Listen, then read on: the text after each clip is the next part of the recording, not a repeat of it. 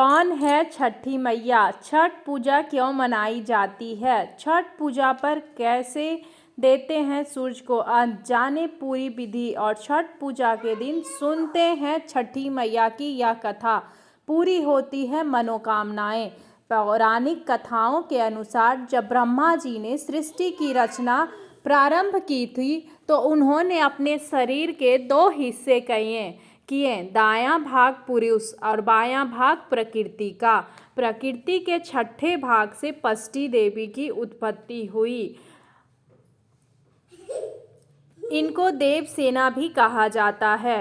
जो व्यक्ति षष्ठी देवी की पूजा करता है उसके मन की मुराद अवश्य पूरी होती है। छठ पूजा मनाने के पीछे कई मान्यता प्रचलित है। कहा जाता है कि छठ पूजा की शुरुआत द्वापर युग में हुई थी, जब महाभारत का युद्ध घटित हुआ था। तब जुए में पांडव अपना पूरा राजपाट हार गए थे, तो उनकी पत्नी द्रौपदी ने एक प्रण लिया था कि अगर उन्हें दोबारा से राजपाट की प्राप्ति होती है तब वह छठ मैया की पूजा विधि विधान से करेगी। जिसके फलस्वरूप जब महाभारत में पांडवों की जीत हासिल हुई तो द्रौपदी ने काफ़ी धूमधाम और हर्षोल्लास के साथ माता छठ की पूजा की और तभी से छठ पूजा मनाने की परंपरा शुरू हो गई। इस संबंध में दूसरी कहानी यह भी है कि जब भगवान श्री राम ने रावण का वध किया और 14 वर्षों का वनवास काटकर अयोध्या वापस आए तो उन्होंने अपनी पत्नी सीता जी के साथ जाकर सरयू नदी पर भगवान सूर्य देव की पूजा उपासना की। कहते हैं तभी से छठ पूजा मनाने की परंपरा शुरू हो गई, क्योंकि भगवान सूर्य देव की पूजा भी छठ पूजा के दिन की जाती है और छठ मैया और भगवान सूर्य आपस में भाई बहन हैं।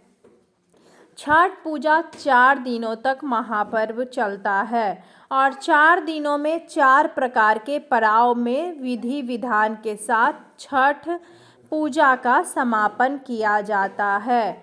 आइए जानते हैं सभी 4 दिनों में छठ पूजा कैसे की जाती और मनाई जाती है। पहला पड़ाव नहाय खाए। पहला दिन छठ पूजा नहाय खाए के रूप में मनाया जाता है। इस दिन छठ पूजा करने वाली महिलाएं सबसे पहले अच्छी तरह से स्नान करती है और अपने आप को पवित्र करती है। उसके बाद घर में शुद्ध और शाकाहारी भोजन बनाया जाता है। भोजन में कद्दू, भात और दाल प्रमुख तौर पर बनाए जाते हैं। सबसे पहले व्रत रखने वाली महिलाएं भोजन करती हैं, उसके बाद ही घर के दूसरे लोग खाना खाते हैं। बाद में प्रसाद का वितरण सभी लोगों के बीच में किया जाता है। दूसरा पड़ाव खरना। दूसरे दिन भर का उपवास रखने के बाद ही शाम को भोजन किया जाता है। इसे खरना कहा जाता है। इस दिन प्रसाद के रूप में चावल की खीर और रोटी बनाई जाती है। उसके बाद प्रसाद को छठ मैया को अर्पित किया जाता है और फिर छठ पूजा करने वाली महिलाएं सबसे पहले इस प्रसाद को खाती है। इसके बाद उसका वितरण प्रसाद के रूप में सभी लोगों के घर में जाकर किया जाता है और लोगों को घर पर आमंत्रित करके भी प्रसाद दिया जाता है। तीसरा पड़ाव संध्या अर्घ्य। डूबते सूरज की पूजा करना। तीसरे दिन सभी लोग गंगा घाट जाते हैं। छठ मैया पूजा के लिए 5 प्रकार के फल यहाँ पर प्रसाद के रूप में छठ मैया को अर्पित किए जाते हैं। इसके बाद बांस की टोकरी में सभी प्रसाद को अच्छे से सजाया जाता है और व्रत रखने वालों के साथ परिवार तथा आसपास के लोग पैदल चलते हैं और फिर गंगा घाट जाकर सभी लोग एक जगह इकट्ठा होते हैं। इसके बाद व्रत रखने वाली महिलाएं गंगा नदी में प्रवेश करती है। इसके बाद सूर्य देव को जल और दूध का अर्घ्य दिया जाता है तथा छठी मैया की प्रसाद भरी टोकरी से पूजा की जाती है। इसके बाद लोग दोबारा घर वापस आकर रात को छठ मैया के गाने गुनगुनाते और सुनते हैं।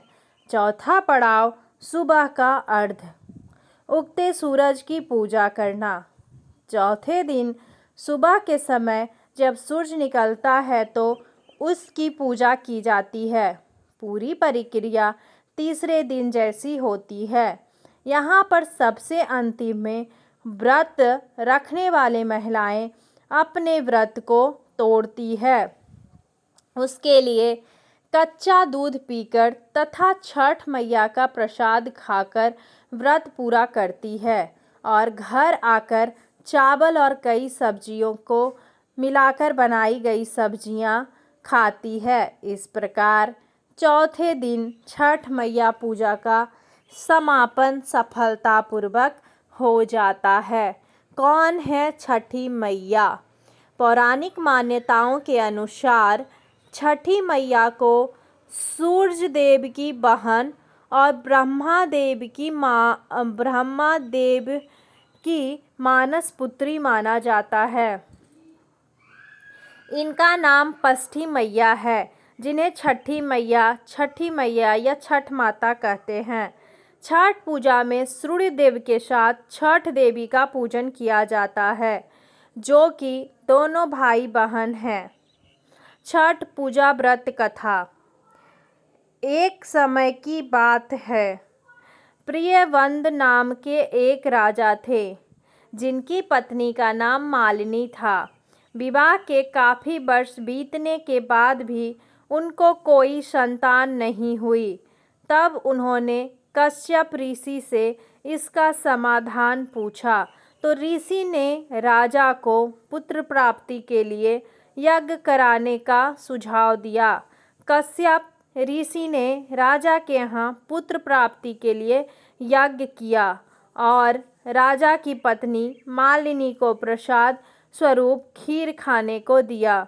उस प्रसाद रूपी खीर के प्रभाव से रानी गर्भवती हो गई, जिससे राजा प्रियबंद बड़े खुश हुए।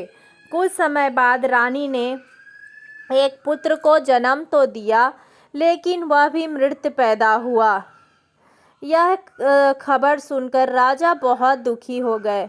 वह पुत्र के शव को लेकर शमशान गए और इस दुख के कारण राजा ने अपने भी प्राण त्यागने का निश्चय कर लिया।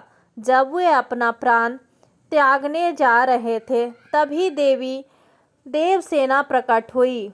उन्होंने राजा प्रियवंद से कहा कि उनका नाम पष्ठी है और राजा से कहने लगी, हे राजन, तुम मेरी पूजा करो और दूसरों लोगों को भी मेरी पूजा करने को कहो। लोगों को इसके लिए प्रेरित करो। देवी देवसेना की आज्ञा अनुसार राजा प्रियबंद ने कार्तिक माह के शुक्ल पक्ष की पष्ठी तिथि को छठ पूजा की। राजा ने यह पूजा पुत्र प्राप्ति के कामना से की थी। छठी मैया के शुभ आशीर्वाद से राजा प्रियबंद को पुत्र की प्राप्ति हुई। तब से हर साल कार्तिक शुक्ल पष्ठी को छठ पूजा की जाने लगी। जो व्यक्ति जिस मनोकामना के साथ छठ पूजा का व्रत सच्चे मन से रखता है और उसे विधि विधान से पूरा करता है, छठी मैया के आशीष से उसकी मनोकामनाएं अवश्य ही पूर्ण होती है। पुत्र प्राप्ति और संतान के सुख जीवन के लिए लोग छठी मैया का यह व्रत 4 दिनों तक कठोर तपस्या के साथ रखते हैं।